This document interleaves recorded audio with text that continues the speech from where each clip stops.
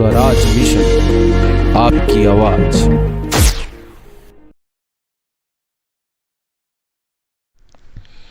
नमस्कार, स्वराज मिशन के इस नए शोज़ में आपका स्वागत है।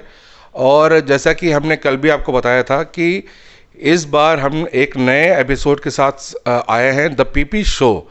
और इस शो का जो थीम है, कल भी हमने डिस्कस किया था अपने इनॉग्रल शो में, कि इस नए शो का जो तात्पर्य है, जो थीम है, जो इसका मोटिव है, वो ये है कि जनता के जो जनप्रतिनिधि हैं, जो इस समय सिस्टम में बैठे हैं, उनकी असल लाइफ कैसी है और इस मुकाम तक पहुंचने में उन्होंने क्या क्या दिक्कतों का सामना किया है, क्या क्या बाधाएं झेली हैं, कैसे कैसे कांटों वाले पथों पे उन्हें चलना पड़ा है। क्योंकि सबको ये ज़रूर समझ में आता है कि हाँ भाई, वो आज इस फला व्यक्ति इस सिस्टम में बैठा हुआ है, आज वो इस पद पे आसीन है, लेकिन उस पद पे आने से पहले की जो स्ट्रगल स्टोरी है वो बहुत लोगों को नहीं पता होता है। तो हमने एक सर्वे किया और सर्वे में जनता का ये मांग था, जनता का ये डिमांड था कि भाई जनता अपने उन नेताओं के बारे में जानना चाहती है, उन प्रतिनिधियों के बारे में जानना चाहती है कि असल में यहाँ तक वो कैसे पहुँचे। और हमारा मोटिव यही है कि एक्चुअल बातें जो जनप्रतिनिधि हैं उनकी ज़बानी ही जनता के बीच पहुँचे, ताकि वो आने वाली पीढ़ी के लिए भी एक प्रेरणा का स्रोत बने। तो ऐसे ही आज के एक विशेष शो में हमारे साथ एक बहुत ही विशिष्ट अतिथि मौजूद हैं, जिनका नाम है अजय साहू। अजय साहू किसी भी पहचान का, किसी परिचय के मोहताज नहीं है। वो इस समय हाउसिंग बोर्ड कॉरपोरेशन के मेंबर हैं और जो प्रोटोकॉल विभाग है, डिपार्टमेंट है, उसके वो इस समय डायरेक्टर हैं। और मुख्यमंत्री भूपेश बघेल जी के सारे कार्यक्रम और सारे प्रेस कॉन्फ्रेंस में वो हमेशा उनकी परछाई की तरह उनके साथ दिखते हैं। आपने हमेशा सोशल मीडिया और कई न्यूज़ चैनल्स में आपने देखा होगा। तो अजय साहू जी, बहुत बहुत स्वागत है आपका हमारे इस शो में। और हम जानना चाहते हैं अब जितने भी प्रश्न हैं, ये मेरे कोई निजी प्रश्न नहीं है अजय जी, ये पूरे जो प्रश्न हैं, ये क्यूरियोसिटी, ये जो आतुरता है, ये जो एक्साइटमेंट है, एंजाइटी है, ये जनता की है। जनता की कुछ सवाल है जो हम आपसे लेंगे और आपका संवाद हम जनता तक पहुंचाएंगे। मैं एक सूत्रधार का काम कर रहा हूं। तो पहले अजय जी, पहले तो स्वराज मिशन की ओर से और जो इस शो की तरफ से बहुत बहुत बधाई आपको। आपको बहुत सी जिम्मेदारियां मिली हैं। इसके पहले भी आप बहुत से जिम्मेदारियों का निर्वहन कर रहे थे अपनी पारिवारिक लाइफ के साथ। और पारिवारिक लाइफ से हम शुरुआत करते हैं। आपकी पृष्ठभूमि के बारे में जानना आप ही से जानना चाहती है कि आपकी पारिवारिक पृष्ठभूमि के बारे में कुछ जनता को बताइए। हमारा परिवार बेसिकली जो है वो गांव से निकल करके शहरों की तरफ आया। मेरे दादाजी जो हैं वो जांजगीर ज़िले के पास, जांजगीर के पास एक गांव है बोरसरा, वहाँ पर कृषक थे। बहुत कम खेती थी हमारे पास। और मेरे जो दादाजी थे वो लोगों के घर में नौकरी करने का काम, जिसे गांव में कमियां कहा जाता है, कमियां लगते थे। और उनके घर की जो चीज़ें होती थी, जैसे पशु को चराना है, उनको चारा देना है, उनके घर के खेत के काम करने हैं, ये सारे काम वो करते थे। लेकिन मैं उनको बार बार याद इसलिए करता हूँ क्योंकि इतने गरीब होने के बावजूद, संसाधनों की कमी होने के बावजूद, उन्होंने अपने बच्चों की जो पढ़ाई लिखाई थी उसके प्रति वो लगातार सजग बने रहे। और यही कारण रहा कि जो मेरे पिताजी हैं वो पढ़ लिख के शहर आए और BSNL, भारतीय जो दूरसंचार विभाग है केंद्र सरकार का उपक्रम, उसमें उन्होंने नौकरी की। उसके बाद दोनों भाइयों को पढ़ाया, उन्हें भी उन्होंने BSNL में मदद की और वो भी वहाँ पर आए और उन लोगों ने नौकरी की। और शिक्षा दीक्षा मेरी जो है वो पूरी तरह से रायपुर में हुई है। चूँकि पिताजी यहाँ पर जॉब में थे तो स्वाभाविक है हमारा पूरा परिवार यहाँ पर रहता था। गांव में दादाजी रहते थे, खेती किसानी देखते थे। तो मेरे फादर ने कहीं ना कहीं पूरे परिवार को संभालने का और पूरे परिवार को इस्टेब्लिश करने का काम कहीं ना कहीं उन्होंने किया। इसका श्रेय कहीं ना कहीं मेरे दादाजी को जाता है, जो खुद तो अनपढ़ थे लेकिन उन्होंने शिक्षा का अलग जो है अपने परिवार में जगाए रखा। बहुत बड़ी बात आपने कही। ये एक इंस्पिरेशनल थॉट है कि शिक्षा का कितना महत्व है। लेकिन शिक्षा के साथ साथ, जैसा आपने अपने दादाजी का जिक्र किया कि जिम्मेदारी, उन्होंने अपनी जिम्मेदारी समझा और वो खुद शिक्षा प्राप्त नहीं कर पाए, लेकिन उन्होंने अपनी आने वाले जनरेशन को इस काबिल बनाया कि वो पढ़ लिख के आगे बढ़ें और एक स्टेबल ज़िंदगी जिएं। आप अपनी माताजी से ज़्यादा अटैच हैं या अपने पिताजी से? मेरा लगाव दोनों से है। चूँकि मैं तीनों भाइयों में बड़ा हूँ तो स्वाभाविक है माता पिता दोनों का स्नेह मेरे साथ है, और मुझे गर्व होता है कि मेरे दोनों भाइयों से अधिक स्नेह वो लोग मेरे से रखते हैं। मेरे से उम्मीदें भी उन्हें ज़्यादा हैं। और पढ़ाई लिखाई के दौरान मेरी जो शिक्षा दीक्षा हुई वो अंग्रेजी माध्यम के स्कूल से हुई, जबकि पारिवारिक स्थितियाँ इतनी अच्छी नहीं थी कि वो अपने तीनों बच्चों को अंग्रेजी माध्यम स्कूल में पढ़ा सकते। तो आर्थिक व्यवस्थाओं को देखते हुए उन लोगों ने, मतलब दोनों भाई जो हैं, उनकी हिंदी माध्यम के स्कूलों से सरकारी जो म्युनिसिपल कॉरपोरेशन का जो स्कूल होता है नगर निगम का, उसके माध्यम से उन लोगों ने शिक्षा दीक्षा की और आज अपने अपने क्षेत्र में वो लोग भी सफल हैं। अजय जी, एक चीज़ जनता जानना चाह रही है कि आपके राजनीति में प्रवेश की जो मंशा थी, आपकी इच्छा थी, इसमें कभी आपके परिवार ने शुरुआती दौर में विरोध तो नहीं किया या फिर शुरुआत से ही वो आपके साथ थे? देखिए प्रकाश जी, मैं जिस स्कूल में पढ़ता था वो मलयाली समाज द्वारा संचालित एक ग्रुप था, उनका वो स्कूल था। तो वहाँ पर मैं जब गया, चूँकि हमारा परिवार ग्रामीण पृष्ठभूमि से आता था और गर्मियों की छुट्टियों में हम लोग 2 महीने गांव में ही अपना जीवन जो है वो व्यतीत करते थे दादाजी के घर में। तो छत्तीसगढ़ी जो है वो हिंदी से ज़्यादा प्रभाव उसका मेरे जीवन पर छत्तीसगढ़ी का था। तो जब मैं स्कूल में जाता था तो वो इंग्लिश मीडियम स्कूल तो भले ही था, लेकिन जब वहाँ के लोग मेरा उपहास उड़ाया करते थे कि इसे हिंदी नहीं आती है, तो मुझे कहीं ना कहीं ऐसा लगता था कि ये लोग केरल से आकर के यहाँ पर स्कूल चला रहे हैं और यहाँ के जो लोकल रेसिडेंट हैं, छत्तीसगढ़ी और छत्तीसगढ़िया, उसका ये लोग किस तरीके से अपमान कर रहे हैं। तो ये जो आग मेरे अंदर बचपन से लगी थी, ये कहीं ना कहीं मुझे राजनीति की ओर प्रेरित करती थी कि मैं राजनीति में जाऊं और जो छत्तीसगढ़, छत्तीसगढ़ी और छत्तीसगढ़िया है, इसके लिए कुछ ना कुछ मैं करूं। तो उस दिशा में जब मैं थोड़ी मेरी उम्र बड़ी हुई और मैं राजनीति के बारे में सोचने लगा, तो मैंने एक दिन अपने पिताजी से बात की और उन्होंने उनसे इच्छा जाहिर की कि मैं राजनीति ज्वाइन करना चाहता हूं। तो जैसा लगभग सभी के घरों में होता है कि माता पिता विरोध करते हैं, पर ऐसा मेरे साथ नहीं हुआ। मेरे पिता ने कहा कि बहुत अच्छी सोच है तुम्हारी और तुमको ज्वाइन करना चाहिए, तो कौन सी पार्टी ज्वाइन करना चाहते हो। तो मेरी उम्र उस समय 17-18 साल की रही होगी, मैं स्कूल में पढ़ता था और मुझे भारतीय जनता पार्टी बहुत अट्रैक्ट करती थी और मैंने कहा कि मैं भारतीय जनता पार्टी ज्वाइन करना चाहता हूँ। तो उनका पहला प्रश्न था कि आप भारतीय जनता पार्टी क्यों ज्वाइन करना चाहते हो। तो मैंने कहा हमारा देश है भारत, वहाँ की जनता की पार्टी है। कांग्रेस के बारे में तो लोग जाने क्या क्या चीज़ें फैलाए हुए थे और वो चीज़ें मेरे अंदर भी कहीं ना कहीं थी। तो मुझे ऐसा लगता था, उनका जो एक नारा हुआ करता था, जय जय श्री राम, गर्व से कहो हम हिंदू हैं, तो ये सारी चीज़ें मुझे कहीं ना कहीं अट्रैक्ट करती थी। जब मैंने अपने पिताजी को ये बातें बताई तो उन्होंने कहा राजनीति करना है तो कांग्रेस पार्टी के साथ करना होगा और दूसरी पार्टी के बारे में सोचोगे तो राजनीति नहीं करना, चुपचाप पढ़ाई करो।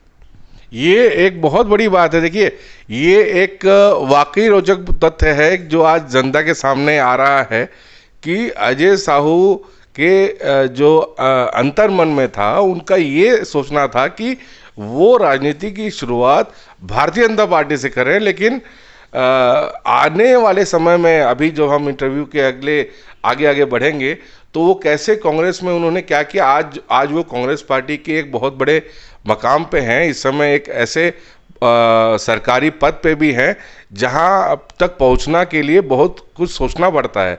तो ये अपने आप में देखिए, इस इंटरव्यू का, इस शो का कारण ही यही है। ये जो रोचक बातें सामने आई, ये इस रोचक तथ्य के बारे में मुझे लगता है कि 99% लोगों को नहीं पता होगा कि अजय साहू भारतीय जनता पार्टी ज्वाइन करना चाहते थे। माफ कीजिए, हंसी नहीं कर रही है, लेकिन ये मैं खुद भी नहीं जानता था और ये शो ही इसलिए है।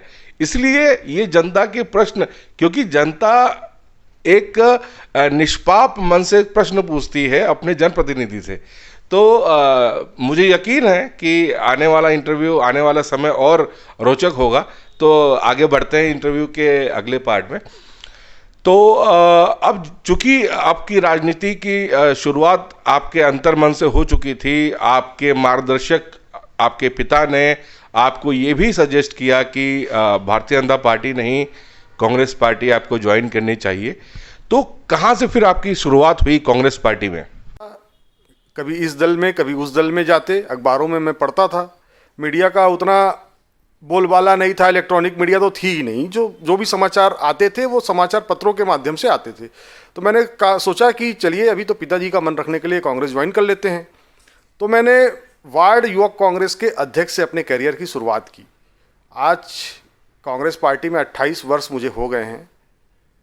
वो दिन था जब मैंने कांग्रेस के वार्ड युवक कांग्रेस के अध्यक्ष पद ग्रहण किया, और जब कांग्रेस की आइडियोलॉजी को मैं जब जाकर के देखा, समझा, तो दोबारा ये विचार कभी नहीं आया कि मुझे ये पार्टी को छोड़ना चाहिए। बहुत बड़ी बात आपने कहा कि 28 साल आपको इस पार्टी में हो गए हैं।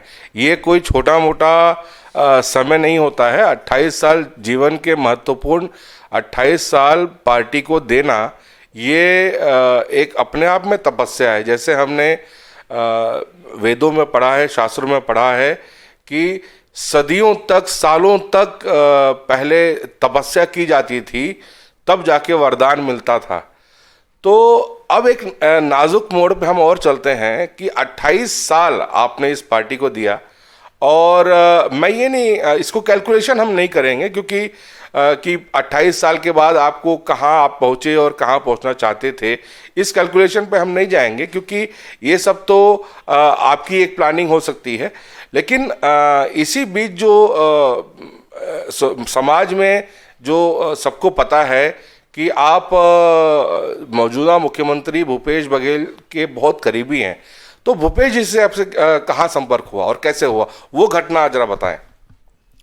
देखिए, 2008 में जब युवक कांग्रेस में मेरी उम्र 35 साल से अधिक नहीं हुई थी, तो उस दौर में राजकुमारी दीवान अध्यक्ष हुआ करती थी युवक कांग्रेस की, और मैं उनका पूरा कार्यालय और उनके सारे पॉलिटिकल एक्टिविटीज़ को मैं देखा करता था। इससे पहले देवव्रत सिंह जी की जो कार्यकारिणी थी, उसमें भी मुझे काम करने का मौका मिला प्रदेश में। मध्य प्रदेश युवक कांग्रेस में गोविंद सिंह राजपूत जी के साथ काम करने का मौका मिला। 2000 छत्तीसगढ़ बनने के बाद में एक CD culture, tape culture Chhattisgarh में बहुत तेज़ी से पांव पसार रहा था। उसी दौर में राजकुमारी जी के साथ काम करते हुए किसी ने एक एम्बूस लगा करके या एक ट्रैप फंसा करके मुझे ब्लैकमेल करने की कोशिश की, और बाद में उसमें अमित जोगी जैसे कद्दावर नेता का नाम आया, तो एक तरीके से मेरी राजनीतिक हत्या करने का प्रयास हुआ। और जब बहुत डिप्रेशन मेरे अंदर आया, चूँकि इस तरीके की किसी भी चीज़ों में मेरी संलिप्तता नहीं थी। मेरे बारे में कहा जाता था कि आपका टेप है, आपने लोगों से पैसे मांगे हैं। मैंने कहा कि आप मुझे वो टेप तो सुनाइए। वो टेप तक सुनाने वाला कोई नहीं था, जबकि कोर्ट में भी न्याय अगर मिलता है तो सबूत मांगा जाता है। मेरे खिलाफ कोई सबूत नहीं थे, लेकिन मुझ पर राजनीतिक लांछन लगा दिया गया, और 4-5 साल का मुझे एक तरीके से वनवास काटना पड़ा गुमनामी में। और उसी दौर में झीरम की घटना होती है। उसी दौर में भूपेश बघेल जी उसके बाद में अध्यक्ष बनते हैं। भूपेश जी के अध्यक्ष बनने के बाद में केवल मैं अपनी बात नहीं करता, भूपेश जी जब अध्यक्ष बने तो उनके पास एक ऐसा संगठन उनके हाथों में आया जो 2013 में झीरम के बाद में कांग्रेस पार्टी की सरकार नहीं बनती है। कांग्रेस के सारे टॉप लीडर्स जो हैं वो शहीद हो चुके होते हैं। उसके बाद में लोकसभा का चुनाव होता है, मोदी का वेव होता है। ऐसी चुनौतीपूर्ण परिस्थितियों में जब भूपेश बघेल को कमान सौंपी जाती है, तो वो दौर था जब कांग्रेस का वर्कर जो है वो घर से निकलना पसंद नहीं करता था। हताश, निराश होकर के वो कार्यकर्ता कहीं ना कहीं बैठ गया था। तो भूपेश जी ने देवव्रत सिंह जी के साथ जिन लोगों ने अपनी राजनीतिक कैरियर की शुरुआत की थी, चाहे वो अमरजीत चावला की बात लीजिए, चाहे विजय केसरवानी की बात लीजिए, चाहे प्रदेश में जितने भी लोग हैं आज स्थापित हैं, उन लोगों की बात कीजिए, उन सारे लोगों को भूपेश जी ने साथ लिया और एक नया कारवा बना करके नई लड़ाई लड़ने के लिए वो निकल पड़े। तो जो सारे जो कांग्रेस माइंडेड लोग थे, युवक कांग्रेस से ट्रेंड होकर के आए थे, जो घरों में बैठे हुए थे, उनकी एज 35 साल से अधिक हो गई थी, वो सीनियर कांग्रेस में एडजस्ट नहीं हो पा रहे थे, युवक कांग्रेस से बाहर हो गए थे। तो ऐसे लोग जब भूपेश जी के साथ आए और उन लोगों के अंदर कहीं ना कहीं कुछ करने की इच्छा थी, तो लोगों ने अपना 100% दिया। तो वो जो 100% हर व्यक्ति जब देने लगा, तो भूपेश जी को एक नई ऊर्जा मिली। और यही कारण है कि आज छत्तीसगढ़ में भूपेश जी के नेतृत्व में हम इतने बड़े जनादेश को प्राप्त किए हैं। कितनी सही बात अजय जी ने कहा कि विषम परिस्थितियों में जब परिस्थितियां पूरी तरह से प्रतिकूल थी कांग्रेस के लिए छत्तीसगढ़ में, उस समय भूपेश बघेल जी ने जब तत्कालीन अध्यक्ष थे, उस समय मोर्चा संभाला और सारी शक्तियों को एकत्रित करके आगे बढ़े। तो अजय जी, वहाँ से नज़दीकियाँ आपकी कैसे बढ़ी? क्योंकि मिले तो बहुत लोग थे, लेकिन आपकी भूपेश जी से नज़दीकियाँ कितनी डिटेलिंग है ये तो हमें पता नहीं है, लेकिन हम जितना सोशल मीडिया पे देखते हैं, आप उनकी परछाई की तरह उनके साथ दिखते हैं। आज ही नहीं, इसके पहले भी जब वो अध्यक्ष थे, उस समय से आप उनके साथ कंटिन्यू दिखते हैं, सतत दिखते हैं। तो कुछ खास कारण था कि उन्होंने आपका चुनाव किया, या कोई ऐसा संबंध बन गया, आत्मीय संबंध, कोई ऐसा वाकया हो तो आप बताएं, जनता जानना चाहती है। देखिए प्रकाश जी, भूपेश जी के अध्यक्ष बनने के बाद उन्होंने जब हमें बुलाया और उन्होंने कहा कि लोकसभा चुनाव आने वाले हैं, अजय हेलीकॉप्टर आ रहे हैं, तुमको प्रोटोकॉल देखना है, क्या तुम इस काम को संभाल लोगे? मेरी तो 7 पुश्त में किसी ने हेलीकॉप्टर में बैठा नहीं था, उड़ाने की बात बहुत दूर की है। लेकिन मेरे अंदर जो कॉन्फिडेंस था, जो मुझे उम्मीद थी कि मैं इस कार्य को बहुत अच्छे से कर सकता हूँ, मैंने उन्हें कहा कि अध्यक्ष जी आप निश्चिंत रहें, सारे काम जो है बहुत अच्छे से हो जाएंगे। फिर पायलट्स के साथ बैठ करके हेलीकॉप्टर की ऑपरेटिंग कैसी होती है, मैंने रात भर उनके साथ मीटिंग की और समझा, और उसके बाद से वो पूरा ऑपरेशन जो था वो बहुत अच्छे तरीके से हो गया। उसके बाद यूपी में भी मैंने फ्लाइंग कराई अपनी पार्टी की, 2 हेलीकॉप्टर लेकर के हम गए थे। हिमाचल प्रदेश, चंडीगढ़, इस तरीके से आज बहुत अच्छी स्थितियां हैं।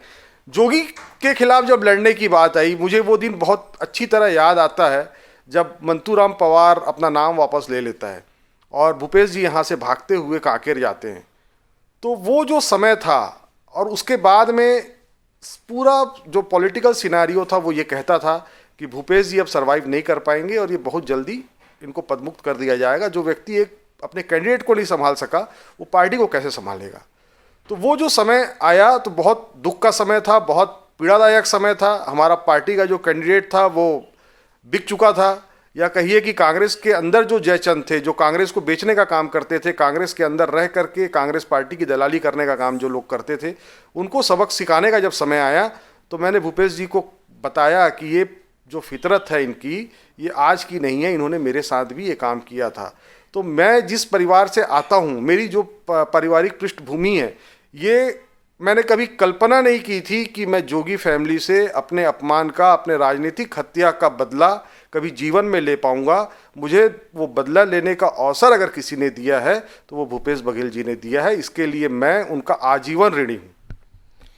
बहुत ही बड़ी बात आपने कहा कि इससे ये समझ में आता है कि इससे ये एक प्रेरणा मिलती है कि समय बहुत बलवान होता है, और अगर आपकी नीयत अच्छी है और आप में कार्य क्षमता है तो आप यकीनन वो समय आपको ऐसी परिस्थितियों में ले आके खड़ा कर देता है कि आपकी अनुकूलता की जो परिस्थितियां हैं वो आपके अनुकूल कर देता है, और आपके जो सोचे हुए जो कार्य होते हैं वो परिपूर्ण हो जाते हैं। इस एपिसोड के अंतिम पड़ाव पे हम हैं, और कुछ और रोचक जानकारियां जो जनता ने चाही थी अपने प्रतिनिधि से, वो हम उन सवालों की तरफ बढ़ते हैं। अजय जी, आमतौर पे देखा गया है कि आप में और बहुत से नेताओं में, छत्तीसगढ़ के नेताओं में, मेरा पर्सनल ऑब्जर्वेशन भी है कि जो एक एटीट्यूड प्रॉब्लम होता है, जो अहंकार का प्रॉब्लम होता है, जो एक सत्ता का मद होता है, वो देखने को नहीं मिलता है। तो कैसे मेंटेन करते हैं इन चीज़ों को, या इसके पीछे भी कोई रोचक तथ्य है? देखिए, छत्तीसगढ़ में जब सरकार बनी, माननीय भूपेश बघेल जी मुख्यमंत्री पद की शपथ लेने वाले थे। हमारे दिल्ली से बहुत सारे नेता आ रहे थे, हम लोग उनके स्वागत के लिए गए हुए थे। संघर्ष के दिनों में एक ऐसा भी समय था कि हमारे पास गुलदस्ते खरीदने को भी पैसे नहीं होते थे, तो सूत की माला से हम काम चलाया करते थे। अब छत्तीसगढ़ के अंदर जनादेश मिलने के बाद हमारी सरकार बन चुकी थी। मेरी उम्र आज भी उतनी ज़्यादा नहीं है और उतनी मैच्योरिटी भी नहीं है, तो मैंने भूपेश जी से कहा कि भैया देखिए, अब हमारी सरकार आ गई है, तो देखिए पूरा प्रशासन लगा हुआ है हमारे नेताओं को लेने के लिए, छोड़ने के लिए, पूरा तामझाम लगा हुआ है। तो उन्होंने एक बहुत बड़ी बात कही। उन्होंने कहा, अजय, सत्ता आती जाती रहती है, इसकी कभी हमको आदत नहीं डालनी है। तो उनकी जो बातें थी, उन्होंने जो कहा कि सत्ता का जो सुरूर है उसे अपने जगह है, लेकिन जो एटीट्यूड की बात है वो एटीट्यूड को मैंने ख़त्म कर दिया है, और इसका पूरा श्रेय जो है वो माननीय मुख्यमंत्री भूपेश बघेल जी को जाता है। उनका मार्गदर्शन बीच बीच में मिलता है। उनके अंदर एक इंस्टीट्यूशन है पॉलिटिक्स का। अगर कोई व्यक्ति उनके बारे में जाने, समझे, उनको पढ़े, तो मैं नहीं समझता कि उसे राजनीति सीखने के लिए कहीं और जाने की आवश्यकता है। बहुत बड़ी बात आपने कहा कि सत्ता के सुरूर के बावजूद भी सत्ता का गुरूर नहीं है, और इसके भी प्रेरणा स्रोत आपके मेंटर कह सकते हैं भूपेश बघेल जी ही हैं। ये अच्छी बात है, और उम्मीद है पीपी शो में हम आने वाले एपिसोड्स में अजय जी के जगह पे भूपेश बघेल जी को भी बैठे हुए हम लोग देखेंगे। जनता उनके बारे में भी उतना ही जानना चाहती है।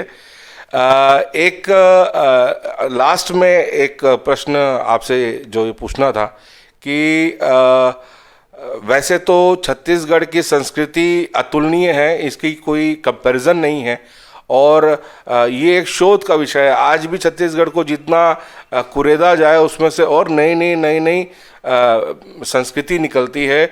बहुत सी धरोहर है यहाँ पे। छत्तीसगढ़ की संस्कृति को वैश्विक स्तर पे ले जाने का जो श्रेय है वो आप क्या समझते हैं, वो उसका जनक कौन है, या उसका श्रेय किसे मिलना चाहिए? क्योंकि आज छत्तीसगढ़ के मॉडल की चर्चा होती है, छत्तीसगढ़ के व्यंजनों की चर्चा होती है, छत्तीसगढ़ के लोक नृत्य की चर्चा होती है, छत्तीसगढ़ के परिधानों की चर्चा होती है। अभी हाल ही में छत्तीसगढ़ राहुल गांधी जी का प्रवास भी हुआ था, और उन्होंने कुछ इम्पोर्टेंट योजनाओं का शिलान्यास भी किया था, और उसमें देखा गया कि उन्होंने छत्तीसगढ़ के व्यंजनों को चखा भी और काफ़ी अप्रिशिएट भी किया। तो क्या लगता है कि आज जो ये चर्चा हुई है, जो पब्लिसिटी छत्तीसगढ़ को लेके, इसकी खासकर संस्कृति को लेके जो हो रही है, इसका श्रेय आप किसे देना चाहेंगे अजय जी? देखिए, छत्तीसगढ़ का निर्माण छत्तीसगढ़ी और छत्तीसगढ़िया के लिए हुआ था, लेकिन दुर्भाग्य की बात है कि किसी भी सरकार ने इस दिशा में काम नहीं किया। यही वो छत्तीसगढ़ है जिसकी पावन धरती पे गुरु बाबा घासीदास जी का जन्म हुआ था। इसके पहले की सरकारों ने जयंती पर विज्ञापन तक देना बंद कर दिया था, जबकि गुरु बाबा घासीदास वो व्यक्ति हैं जिन्होंने मनखे मनखे एक समान का नारा दिया। जो पालो जब चढ़ाया जाता है जैत खाम में, तो उसके माध्यम से वो संदेश देते हैं कि अपने चरित्र को आप इस झंडे की तरह आपको जो है साफ सुथरा रखना है। तो ऐसे महान व्यक्ति का जन्म जिस छत्तीसगढ़ में हुआ हो, वहाँ की संस्कृति को अगर दबाने का काम कोई करेगा तो वो कितने दिन तक कर पाएगा। लेकिन वहीं यही छत्तीसगढ़ महतारी की कोख से भूपेश बघेल जैसा नेता जन्म लेता है, जो उस संस्कृति को, धरोहर को संभालने की दिशा में काम करता है। वहीं विश्व पटल पर हमारी लोक कला संस्कृति को वैश्विक पहचान दिलाने की दिशा में भी काम करता है। हम दूसरी जो पार्टियां हैं वो गाय के नाम पर राजनीति करती हैं, लेकिन गौ पशुपालक जो है उनकी जेब में पैसे डालने का काम पूरे विश्व में इकलौती सरकार है भूपेश बघेल जी की, कांग्रेस पार्टी की सरकार, जो उनके जेब में पैसा डाल रही। गोबर से भी पैसे का उत्सर्जन हो सकता है, किसी ने कल्पना नहीं की थी, लेकिन आज छत्तीसगढ़ में ये काम हो रहा है। जिनके पास साइकिलें नहीं थी वो गोबर बेच के स्कूटी तक खरीद रहे हैं। हमारे गाँव की जो महिलाएँ हैं वो जीन्स बना रही हैं, विश्व पटल पर उसकी चर्चा हो रही है। बस्तर की कॉफ़ी का जो जायका राहुल जी ने लिया है, वो कहीं ना कहीं दर्शाता है कि छत्तीसगढ़ जो है वो सही मायने में अब छत्तीसगढ़ बना है। सही मायने में अब छत्तीसगढ़ बना है, और उम्मीद है कि छत्तीसगढ़ ऐसे ही तरक्की करते रहे और अपनी ऊंचाइयों पे पहुँचे। और अंतिम में एक, चूँकि हालिया दौर में 5 विधानसभा चुनाव हो रहे हैं राज्यों में, और अभी परसों ही उत्तर प्रदेश में कांग्रेस पार्टी, आपकी पार्टी की तरफ से घोषणा पत्र जारी किया गया है, जिसमें कि छत्तीसगढ़ मॉडल की पूरी झलक दिखाई दी है। जिस प्रकार से यहाँ बिजली बिल हाफ, और किसानों के मुद्दे पे किसानों की कर्ज माफ़ी, और धान और गेहूं का समर्थन मूल्य 2500 रुपये, और सबसे बड़ी बात जो जिस योजना की बात आप कह रहे थे अभी, गोधन न्याय योजना, गोबर के बारे में, जो गोबर खरीदी के बारे में वो आप बात कर रहे थे, इन योजनाओं की भी जिक्र और वादा छत्तीसगढ़ के मॉडल के हिसाब से उत्तर प्रदेश में कांग्रेस पार्टी ने किया है। तो ये अपने आप में छत्तीसगढ़ के लिए एक गौरव की बात है, क्यों अजय जी? निश्चित तौर पर छत्तीसगढ़ के मॉडल को अगर उत्तर प्रदेश में अगर कांग्रेस पार्टी अडॉप्ट करती है तो ये दर्शाता है कि हमारा मॉडल कितना सफल है। और केवल उत्तर प्रदेश नहीं, मैं तो ये कहता हूँ कि छत्तीसगढ़ का जो मॉडल है उसको कहीं ना कहीं भाजपा शासित जो प्रदेश हैं, चाहे मध्य प्रदेश की बात करिए, वो भी जैसे हम गौठान बना रहे हैं वो गौशाला बना रहे हैं, तो कहीं ना कहीं दूसरे राज्य जो हैं वो प्रभावित हो रहे हैं, वो यहाँ पर हमारे मॉडल को देखने आ रहे हैं। और एक दिन आप देखिएगा जो छत्तीसगढ़ मॉडल है, इसी मॉडल पर चल करके अखंड भारत और अखंड राष्ट्र के निर्माण की जो बात होती है, वो गांव गरीब मजदूर किसान की जो बात होती है, महात्मा गांधी के सपनों के भारत की जो बात होती है, उसका रास्ता इसी मॉडल से जाता है, कांग्रेस पार्टी के मॉडल से जाता है, भूपेश बघेल जी की सरकार के मॉडल से जाता है।